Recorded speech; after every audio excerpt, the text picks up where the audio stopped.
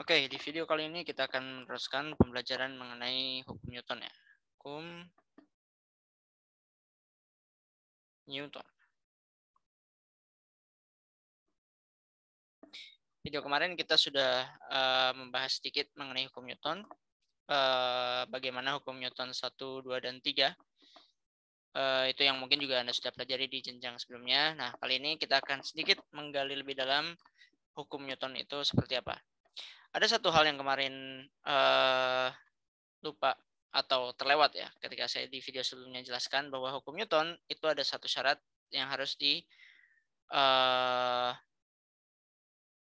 atau harus diamalkan gitu ya. Hukum Newton itu hanya berlaku di kerangka acuan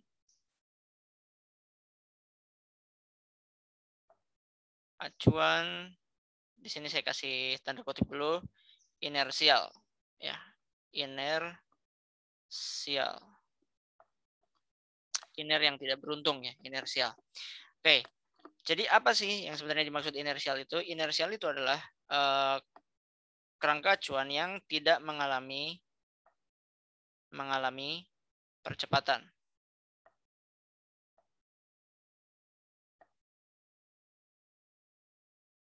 Oke, Pak, maksudnya gimana, Pak? Saya nggak ngerti. Ya, oke, kita coba telah sedikit ya. Oke, esensi dari hukum Newton itu sebetulnya adalah aplikasi dari gaya ya.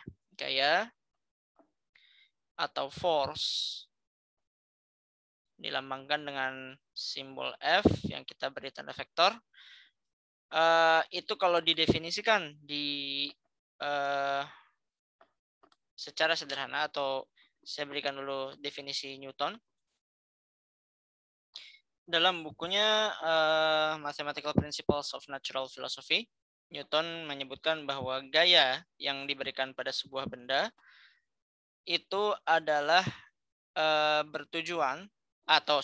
adalah merupakan sebuah aksi atau tindakan ya, kalau bahasa Indonesianya tindakan yang diberikan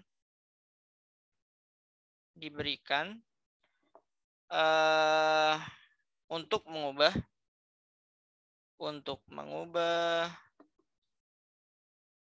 keadaan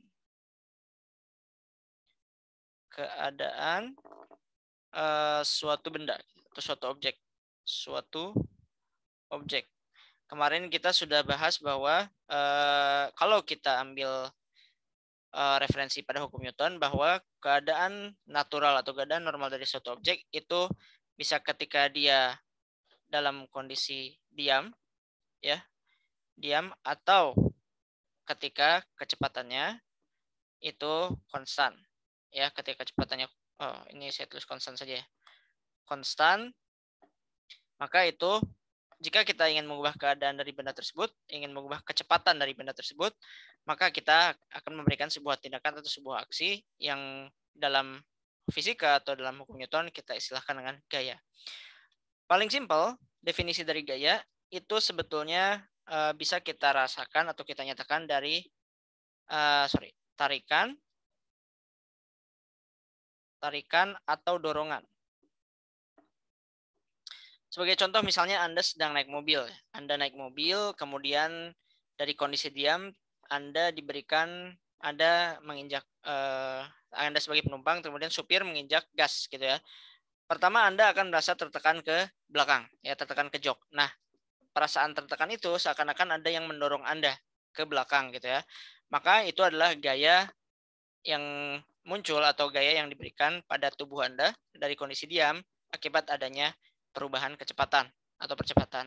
Sama kalau misalnya sedang Anda di perjalanan kemudian direm, kendaraannya direm, maka tubuh Anda akan terlontar ke depan gitu ya, seakan-akan ada yang mendorong Anda dari belakang.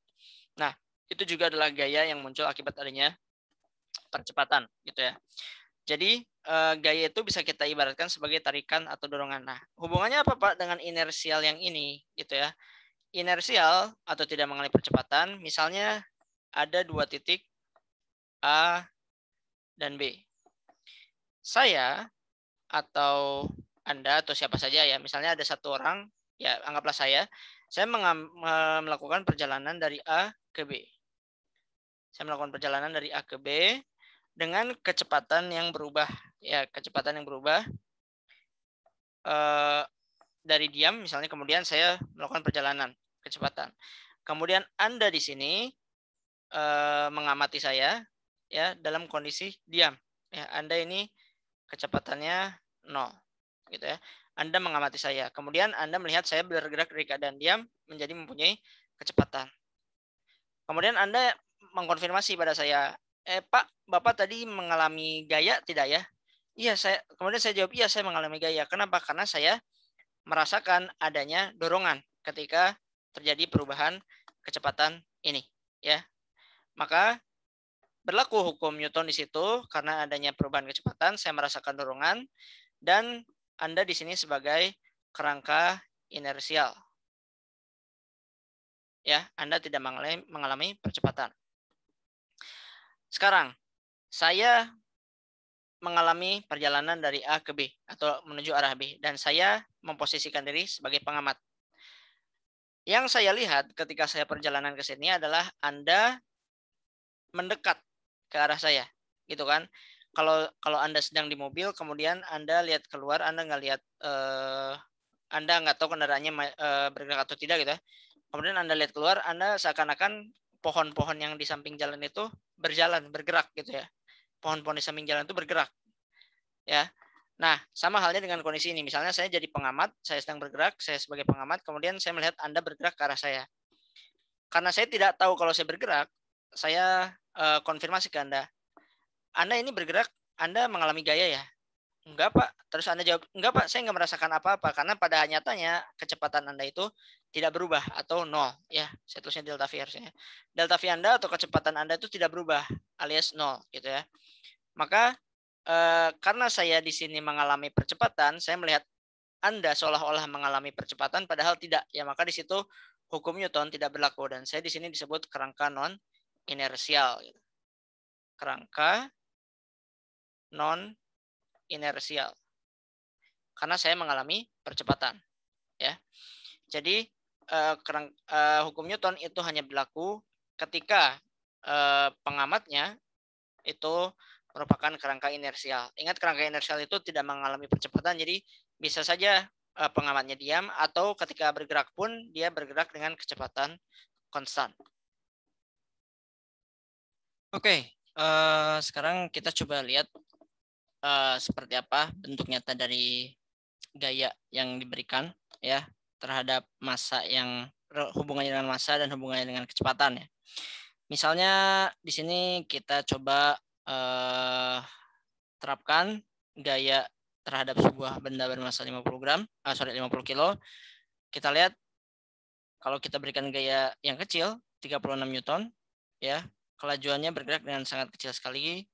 Kemudian kalau kita berikan gaya yang lebih besar, misalnya 366, maka kelajuannya berubah dengan sangat cepat. Berarti percepatan terus bergerak. Percepatan itu akan sebanding dengan gaya yang diberikan. Jadi secepat mana kelajuan yang ini berpindah atau berubah, maka itu sebanding dengan gaya yang kita berikan, gitu ya. Oke. Kita kembali ke papan tulis ya. Oke, di sini saya akan bahas beberapa gaya yang mungkin kita akan gunakan nanti ya. Jadi ada banyak sekali gaya tanpa nama, gaya 1, gaya 2, dan gaya 3 itu bisa kita gunakan. Tapi ada beberapa jenis gaya yang akan sering kita gunakan ketika kita mempelajari mekanika atau kinematika ya. Yang pertama ada, saya tulis ini gaya-gaya khusus ya. Gaya-gaya khusus. Yang pertama apa dulu ya enaknya? Oke lah, gaya pegas. Gaya pegas atau ini nanti namanya adalah hukum Hooke ya. Hukum Hooke. Oke. Yang kedua ada gaya gravitasi.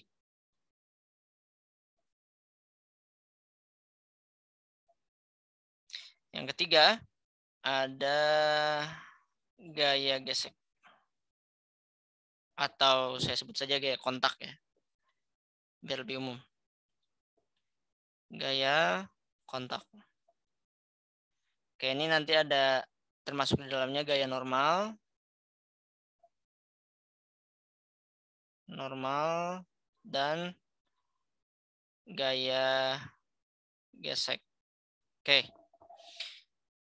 Apalagi saya kira cukup ya. Oke, ini gunanya gimana? Ini nanti akan banyak kita bahas. Gaya pegas itu Anda akan banyak lihat ketika kita membahas mengenai energi ya, usaha dan energi.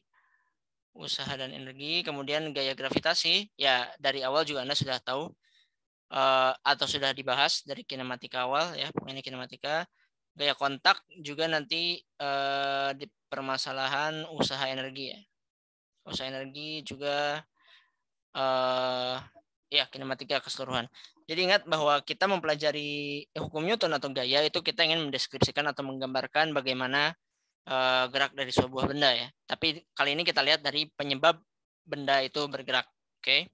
Jadi ada 3 gaya yang bisa kita definisikan. Oke, kita coba bahas satu-satu mulai dari gaya pegas.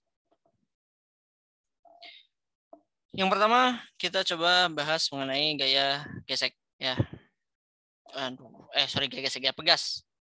Yang pertama kita coba bahas mengenai gaya pegas. Oke, inti dari gaya pegas itu adalah kalau kita punya sebuah pegas atau pegas ya, tergantung Anda menyebutnya gimana. Misalnya ini ada sebuah tembok, kemudian ini ada permukaan licin atau udara juga bisa ya. Kita abaikan gaya gesek dan gaya gesek udara dan sebagainya. Dan Anda punya pegas ya atau per. Itu kemudian yang Anda beri pengait gitu ya, atau beri pengait atau beri massa, pokoknya Anda beri sebuah pemberat di sini sebesar M gitu ya. Kemudian Anda tarik pegas tersebut ya, Anda tarik pakai tangan. Kemudian misalnya sampai di sini, saya pakai warna lain biar beda. Misalnya sampai di sini Anda tarik sehingga si pegasnya ini dia stretch gitu ya, atau merentang atau apa istilahnya, pegasnya melar gitu ya, pegasnya melar. Maka Anda nanti ketika Anda lepaskan tarikan Anda tersebut, maka pegas itu akan menghasilkan gaya balik ya, kalau kita sebutnya gaya balik.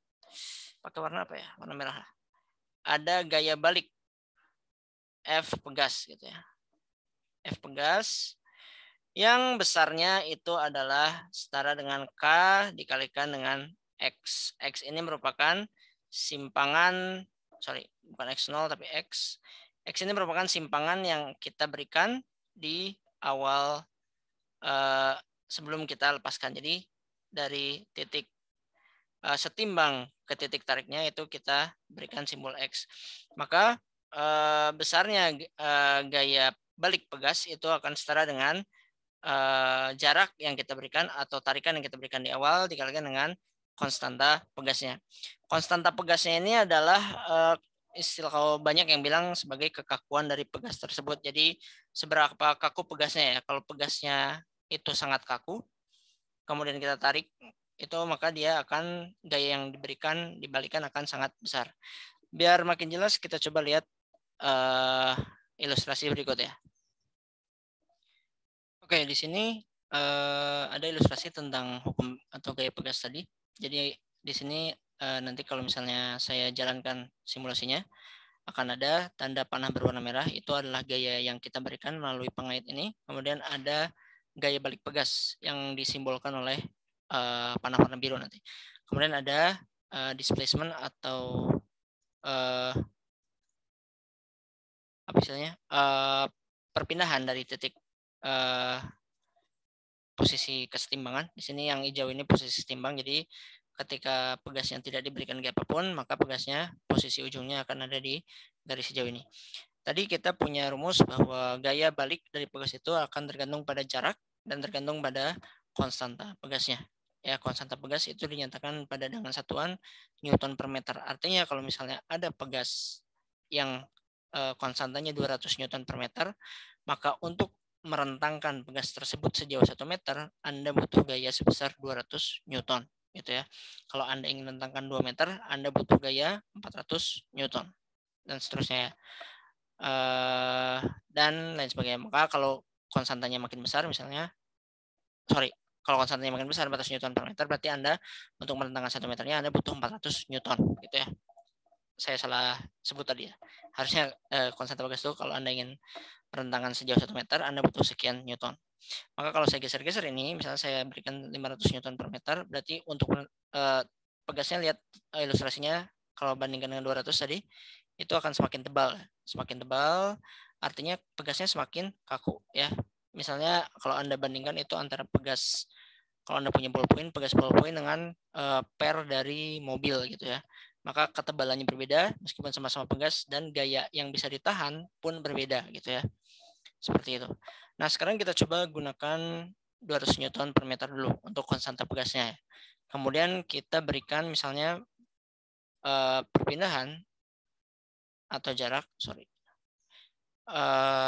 jarak values-nya. Misalnya kita pindahkan sejauh 0,2 meter atau 0,2 meter? 20 cm ya. Desimeter ya, 20 cm. Kita rentangkan sejauh 20 cm.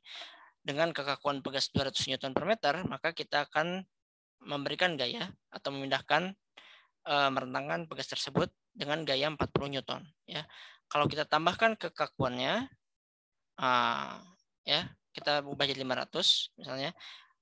Kemudian kita ingin pindahkan 0,2 lagi. 0,2 Newton 0,2 meter, maka G yang kita butuhkan 100 Newton ya.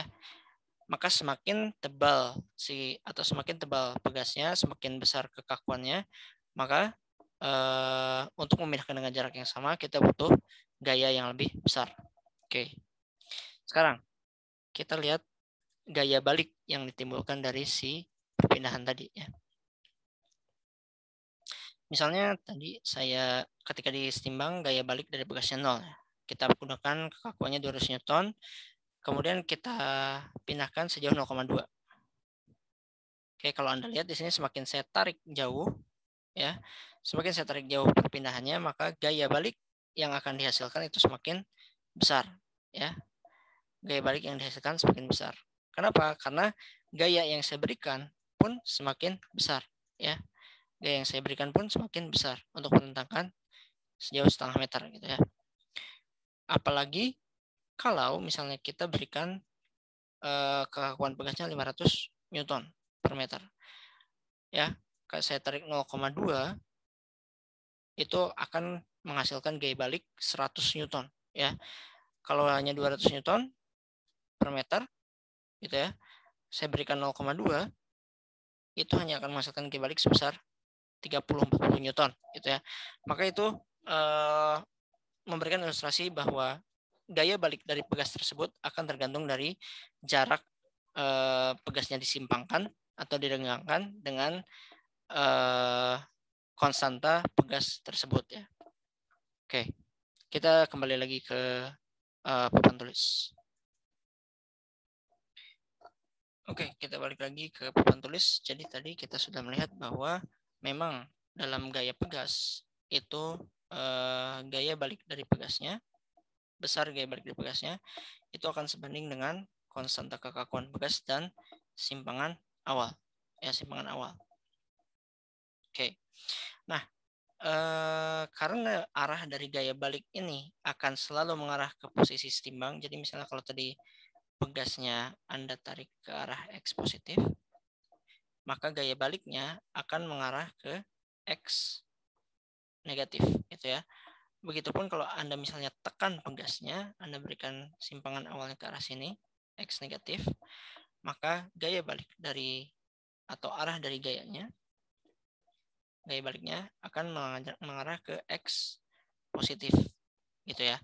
Maka ketika menuliskan persamaan ini selalu akan gaya pebalik pegas itu akan selalu minus dari Kx ya, karena arah FP itu akan selalu berkebalikan dengan arah simpangan awal. Itu jadi ini kenapa kita punya gaya balik pegas berbentuk minus Kx.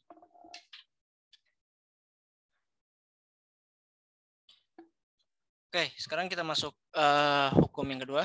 Itu hukum gaya yang kedua ya. Gaya yang kedua yaitu gaya gravitasi. Gaya gravitasi itu Anda sudah sering pakai ya. Biasanya Anda pakai dalam bentuk berat ya. Berat sebuah benda itu Anda kalikan masanya dikalikan percepatan gravitasi. Ya, ini akan sama dengan weight atau gaya dari benda tersebut. Nah, ini juga merupakan definisi dari gaya gravitasi ya. Cuma karena biasanya kita gunakan di sebuah objek yang nanti hubungannya akan dengan bagaimana objek tersebut memberikan gaya, maka kita biasanya sebut dia dengan gaya berat ya atau weight ini.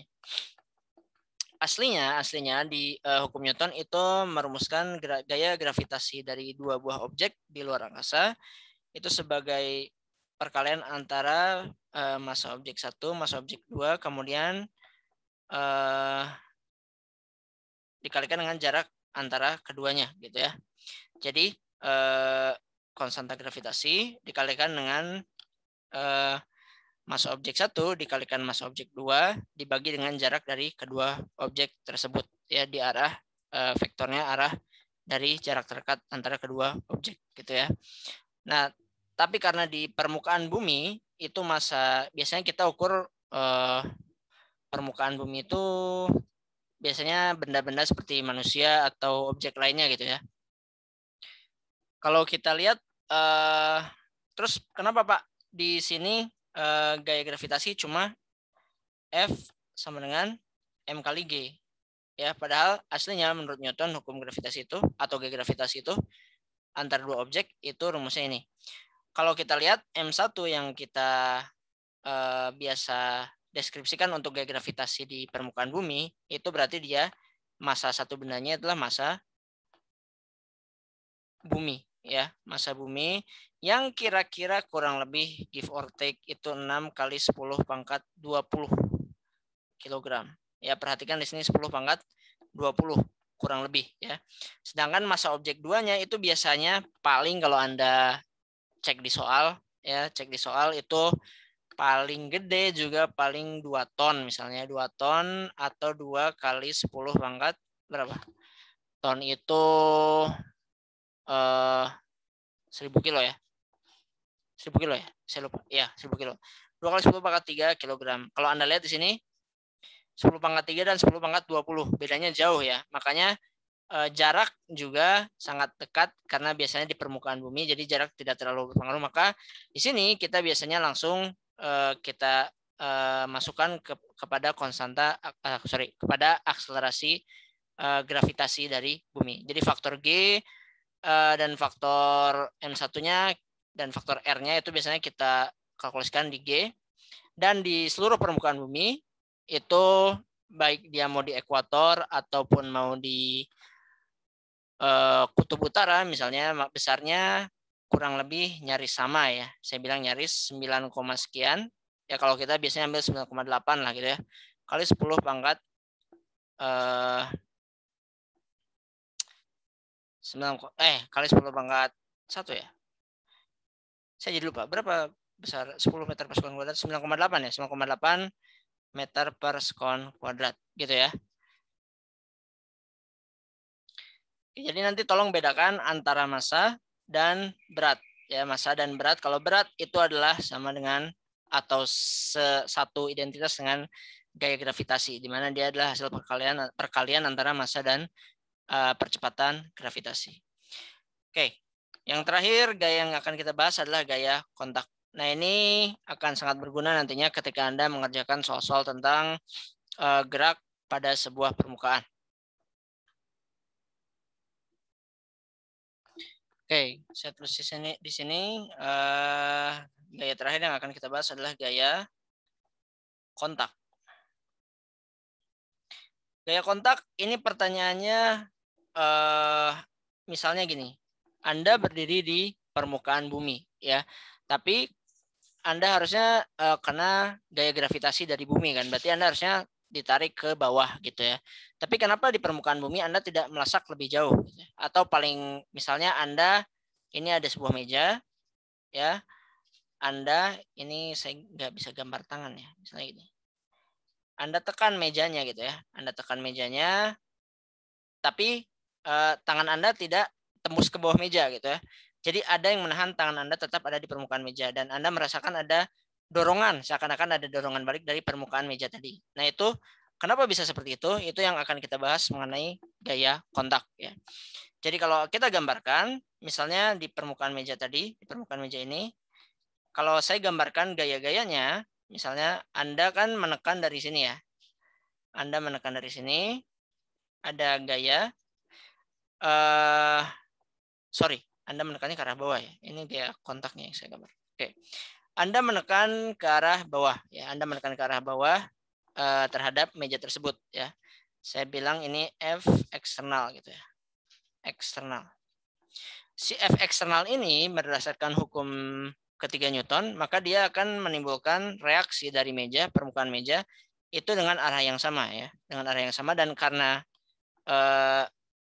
jadinya tidak ada pergerakan lagi alias diam, berarti F kontak dari meja tersebut terhadap tangan itu besarnya sama dengan F eksternal gitu ya. Karena tidak ada pergerakan ketika Anda tekan meja, mejanya tidak bergerak, tangan Anda tidak bergerak. Berarti tidak ada yang bergerak gitu ya. Berarti F eksternal itu sama dengan F kontak. Nah, F kontak ini seperti bagaimana kita nyatakan vektor itu bisa kita pecah jadi dua parameter ya. Atau bisa kita pecah ke dalam dua sumbu. Ini saya tulis dulu F kontak. Seharusnya nggak warna biru ya, nggak kelihatan. Oke, nanti saya ganti. F kontak itu bisa kita pecah jadi F tegak lurus permukaan benda, gitu ya. Kalau misalnya ini mejanya, ini jadi F yang tegak lurus permukaan benda dan ada F yang sejajar, ya. F yang sejajar dengan permukaan benda. F yang tegak lurus dengan permukaan benda itu yang kita kenal atau yang Anda kenal dulu di jenjang sebelumnya sebagai gaya normal. Sedangkan F yang sejajar itu Anda kenal sebagai gaya gesek.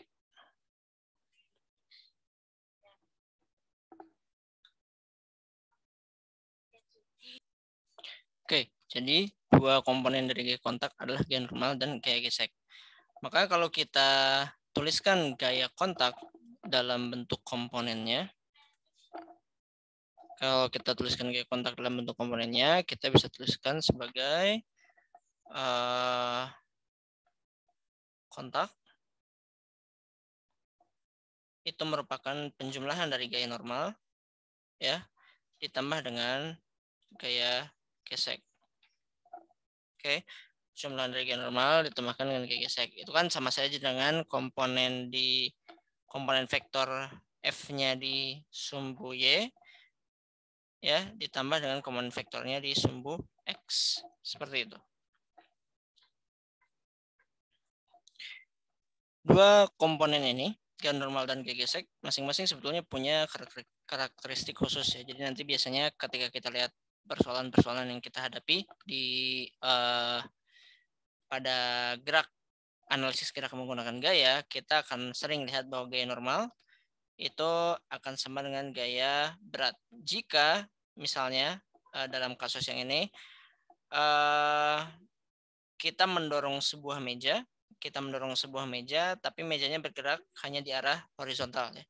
Jadi gaya yang kita berikan pada meja itu mempunyai sudut tertentu terhadap sumbu X, tapi ketika kita dorong hanya terdapat gerakan di arah sumbu horizontal, maka nanti kita bisa tuliskan bahwa gaya normal yang timbul dari permukaan itu sama dengan gaya berat yang kita berikan pada meja ya, karena tidak ada pergerakan di arah sumbu Y.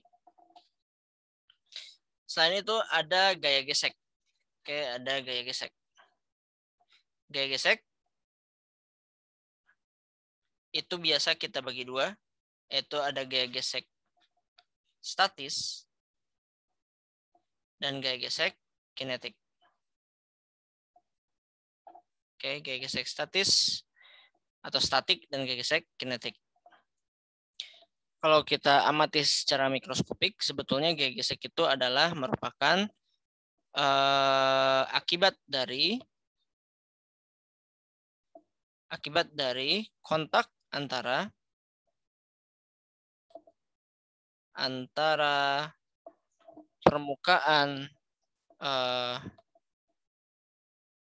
permukaan bisa itu meja, bisa lantai dan lain sebagainya dengan objek yang kita berikan gaya. Kita beri gaya. Rumus yang kita gunakan itu berhubungan sekali gaya gesek. Sorry, saya tulisnya tadi F-nya kecil ya. Gaya gesek itu biasanya kita tulis F-nya kecil. F gesek mau dia statik atau kinetik itu kita tetap gunakan mu dikalikan dengan gaya normal. Atau saya tulis N saja ya, sini. Kita dotkan atau kita kalikan besar dari gaya geseknya itu dengan gaya normal. N gitu ya. Di sini Fg itu sebetulnya vektor ya, tapi karena kita tahu arah dari Fg atau F statik itu berlawanan dengan arah dari gerak, maka biasanya untuk arah kita lihat dari geometri ini ya, dari geometri gayanya, gitu loh ya, dari gambaran gayanya. Nah, jadi yang biasa kita cari itu adalah besar dari gaya geseknya dulu ya. Nah, mu ini karena ada dua jenis gaya gesek, statik dan kinetik, juga ada dua mu. Mu ini adalah koefisien gesek. Ya, ada koefisien gesek statik, ada koefisien gesek kinetik. Oke, agar lebih jelas kita coba lihat ilustrasi tentang gaya gesek. Oke, di sini misalnya kita punya sebuah benda dengan massa, sebuah kotak misalnya dengan massa 50 kg. Kemudian kita atur misalnya gaya geseknya. Gaya gesek dari permukaannya kita bisa atur di sini apakah kecil sekali ya. Kecil sekali berarti di sini ilustrasinya dia berubah menjadi S. S itu merupakan permukaan gaya gesek yang sangat kecil, koefisien gesek yang kecil, atau kita perbesar sehingga terlihat di sini ada permukaan kasar yang akan memberikan gaya gesek yang besar gitu ya. Misalnya kita kasih tengah-tengah dan kita punya 50 kilo. Kalau kita selama ini berurusan dengan permukaan licin, berarti biasanya kalau kita ingin menggerakkan beban 50 kilo ini, kita cukup memberikan gaya berapa? Kalau kita ingin menggerakkan massa 50 kilo. Kalau di permukaan licin misalnya kita ingin memberikan percepatan 1 meter per sekon kuadrat pada benda 50 kilo, maka kita bisa berikan gaya sebesar 50 Newton gitu ya. Sedangkan kalau ada friksi atau ada gaya gesek di permukaannya, maka kalau kita dorong dia ya, kita dorong dengan 8 Newton, gaya gesek akan menahan dengan 8 Newton ya. Nah, yang ada terjadi di sini adalah gaya gesek statis gitu ya. Ada gaya gesek statis yang menahan di permukaan. Kita berikan gaya kemudian hingga pada akhirnya gaya gesek statis akan mencapai maksimum. Kita lihat berapa maksimumnya? Di 90 Newton ya, gaya gesek statisnya. Jadi sampai 90 Newton benda tidak akan bergerak ya. Sampai 90 Newton benda tidak akan bergerak karena tertahan oleh gaya gesek statis. Ya, kalau kita berikan gaya di bawah 90 Newton benda tidak bergerak. Begitu kita berikan gaya di atas 90 Newton, maka benda akan, oke kita lihat lagi, sorry, 90 Newton gaya gesek kinetik ya. Kalau kita perhatikan, oke di atas 90 Newton masih bisa ya. Berapa batas maksimumnya? Kita lihat. Batas maksimumnya di atas 100 masih bisa, 109 masih bisa. Ya, tadi 119 ya. Ketika dia diam, kalau saya dorong di bawah 119 kurang lebih, kita lihat applied force-nya 114 masih belum bergerak, 117 masih belum bergerak. Oke, 119 bergerak. Nah, ketika dia sudah bergerak, gaya gesek kembali ke 90 Newton. Maka gaya gesek yang 90 Newton itu adalah gaya gesek kinetik ya. Gaya gesek ketika benda sudah bergerak. Nah, di atas ada tulisan sum of forces ya. Sum of forces itu adalah jumlah total dari gayanya. Jadi seminimal mungkin kalau saya ingin tetap memberikan gaya ini bergerak, maka yang harus saya berikan adalah sama dengan gaya gesek kinetik ya. 90 Newton. Gitu ya. Kalau 90 Newton atau 91 Newton, itu benda akan tetap bergerak. Kalau 90 Newton, benda akan bergerak dengan kecepatan konstan. Gitu ya, ini 90 Newton, benda bergerak kecepatan konstan. Kalau saya lepaskan gayanya, maka benda bergerak, tapi dia akan tertahan oleh gaya gesek, sehingga kecepatannya kalau Anda lihat akan turun. Ya, kecepatannya akan turun. Hingga lama-lama dia akan menjadi 0. Oke, jadi dari fenomena yang kita lihat, kalau simulasi yang kita lihat, kita bisa menyimpulkan ada 3 sifat dari gaya gesek ya. Kita kembali ke papan tulis ya.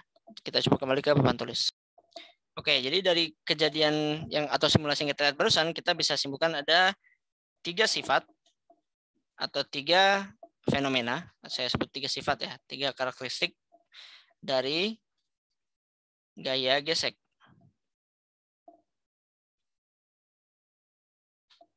Tulisannya lumayan ya saya. Yang pertama, jika sebuah benda tidak bergerak,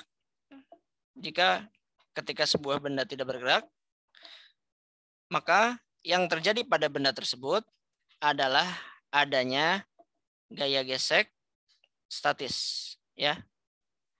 Gaya gesek statis. Atau kita tuliskan Fg, S. Mau itu ketika kita berikan dia gaya, tidak kita berikan gaya selama bendanya tidak bergerak atau selama tidak ada perubahan pada kecepatan benda tersebut. Selama benda tersebut tidak bergerak atau kecepatannya 0, maka yang terjadi adalah gaya gesek statis gitu ya. Yang terjadi adalah gaya gesek statis. Yang kedua, gaya gesek statis ini punya nilai maksimum. Memiliki nilai maksimum.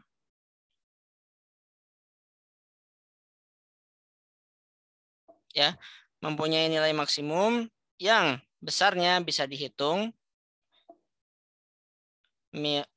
oleh persamaan μs dikali n. Ya, μs ini adalah koefisien gesek statis. Kalau tadi ketika yang sifat nomor 1, gaya geseknya berapa Pak FGS-nya? FGS selama bendanya tidak bergerak, maka FGS-nya itu akan sama dengan gaya yang kita berikan. Ya, F eksternal. Jadi kalau misalnya kita berikan gaya, dia tidak bergerak, maka gaya gesek statisnya adalah sama dengan gaya yang kita berikan. Kenapa tidak lebih besar, Pak? Kenapa tidak FGS tidak lebih besar daripada F eksternal? Kalau gaya geseknya lebih besar dari gaya eksternal, berarti bendanya tetap akan bergerak. Ya, bendanya akan tetap bergerak ke salah satu arah. Karena bendanya tidak bergerak, maka gaya gesek statisnya itu sama dengan gaya eksternal yang kita berikan. Gitu ya. Nah, si gaya gesek statis ini punya sebuah nilai ambang batas, nilai maksimum yang bisa kita hitung dengan FGS. Itu sama dengan koefisien gesek statisnya dikalikan gaya normal. Kalau kita berikan gayanya itu sama dengan Fg, S maksimum, maka di sini benda sedikit lagi nyaris bergerak gitu ya, hampir bergerak. Ini kita bisa bilang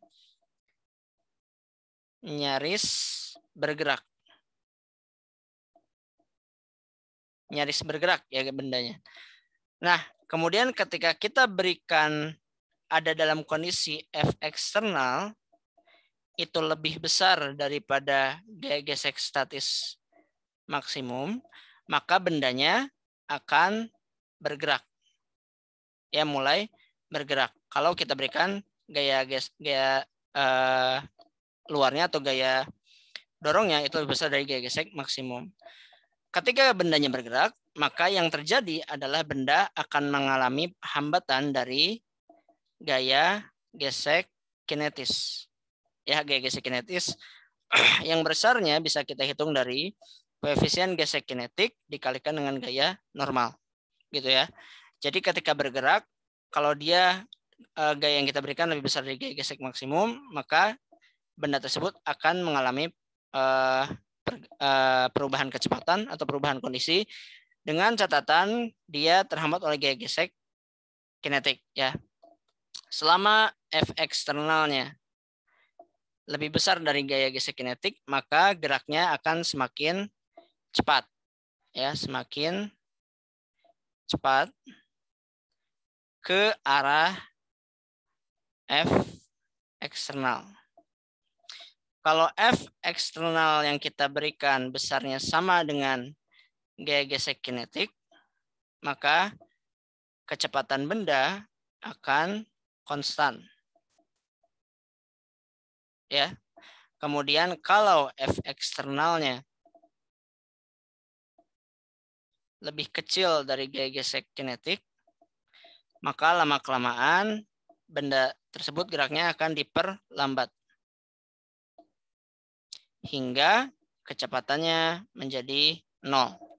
Ya, ketika kecepatannya menjadi 0. Ketika kecepatannya menjadi 0, apakah bendanya berbalik arah karena ada gaya gesek kinetiknya, Pak? Enggak ya, ketika kecepatannya menjadi 0, maka dia kembali ke kondisi nomor 1 tadi. Ya, yang terjadi adalah gaya gesek statik. Di mana gaya gesek statik itu membuat benda tidak bergerak. Seperti itu ya. Oke, jadi sampai sini ada 3 jenis gaya yang saya bahas atau yang akan kita banyak gunakan nantinya di pembelajaran mengenai gerak ini.